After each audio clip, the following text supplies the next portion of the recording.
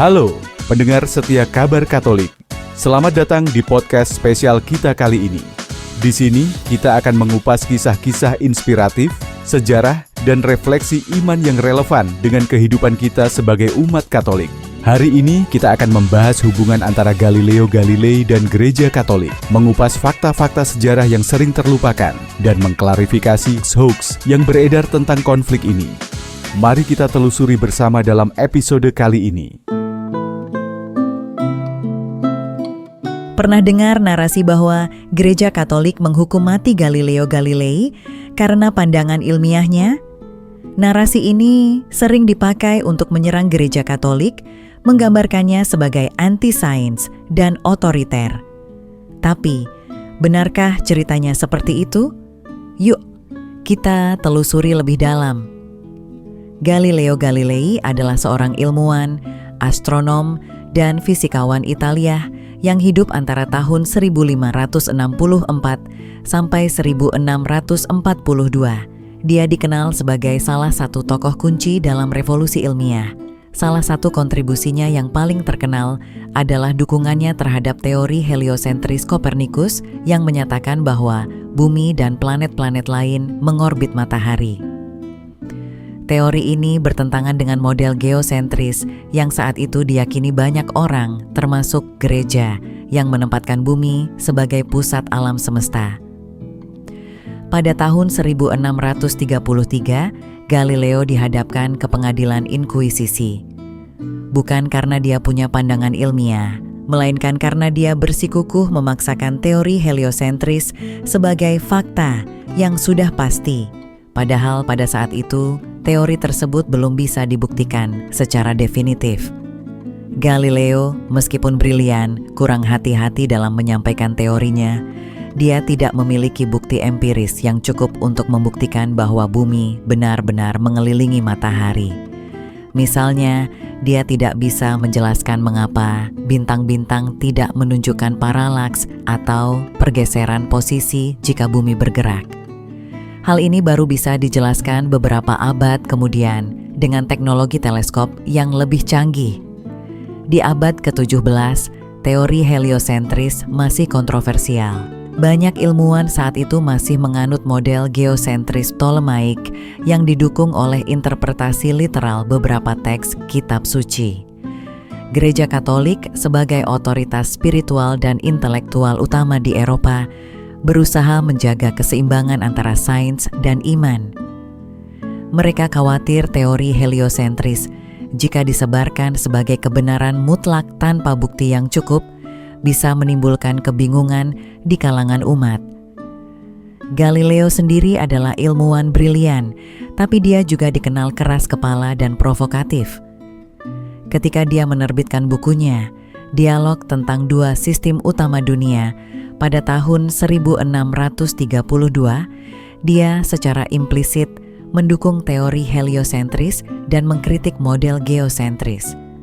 Masalahnya, Galileo belum punya bukti empiris yang kuat untuk membuktikan teori heliosentris sebagai kebenaran mutlak. Ini yang membuat gereja khawatir. Mereka tidak melarang Galileo untuk meneliti atau mendiskusikan teorinya, tapi memintanya untuk menyajikannya sebagai hipotesis, bukan sebagai kebenaran yang sudah pasti. Sayangnya, Galileo tidak mematuhi permintaan ini, yang akhirnya menyebabkan konflik dengan otoritas gereja. Santo Robertus Bellarminus, seorang teolog Katolik yang disegani, meminta Galileo untuk bersikap lebih hati-hati dalam menyampaikan teorinya. Gereja tidak melarangnya meneliti dan mendiskusikan teorinya, tapi memintanya untuk menyajikannya sebagai hipotesis, bukan sebagai kebenaran absolut. Sayangnya, Galileo tidak mematuhi permintaan ini, yang akhirnya menyebabkan konflik dengan otoritas gereja. Apakah Galileo dihukum sampai mati? Tidak.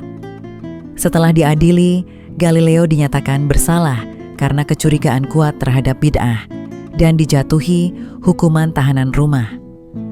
Bukunya dilarang untuk sementara waktu, tapi dia tetap bisa menulis, melakukan penelitian, dan bahkan menerbitkan karya lain hingga kematiannya pada tahun 1642 karena sebab alami.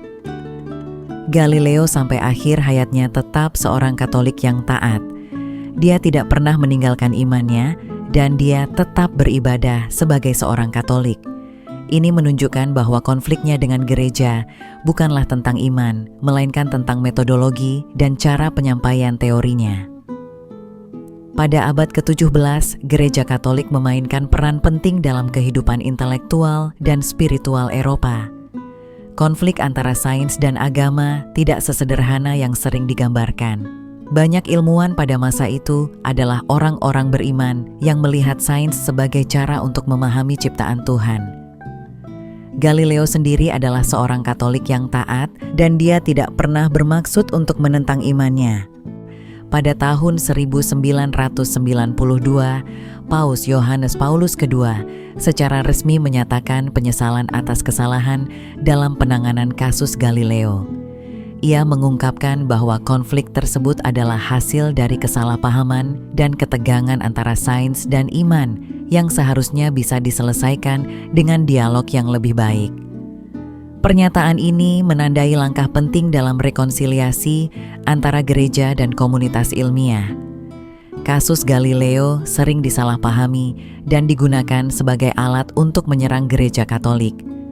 Namun, dengan memahami konteks historis dan fakta yang sebenarnya, kita bisa melihat bahwa narasi tersebut tidak sepenuhnya akurat. Galileo memang bersikukuh memaksakan teorinya sebagai fakta, padahal pembuktiannya belum bisa dilakukan pada saat itu. Tapi, dia tetap seorang Katolik yang taat sampai akhir hayatnya. Gereja Katolik juga telah mengambil langkah-langkah untuk memperbaiki kesalahan masa lalu dan mendukung dialog antara sains dan iman. Nah, demikian tadi berita dan cerita seru kita kali ini. Terima kasih telah mendengarkan podcast Kabar Katolik. Jangan lupa untuk like, komen, subscribe, dan bagikan podcast ini kepada teman-teman kalian. Sampai jumpa di episode berikutnya. Salve, berkah dalam.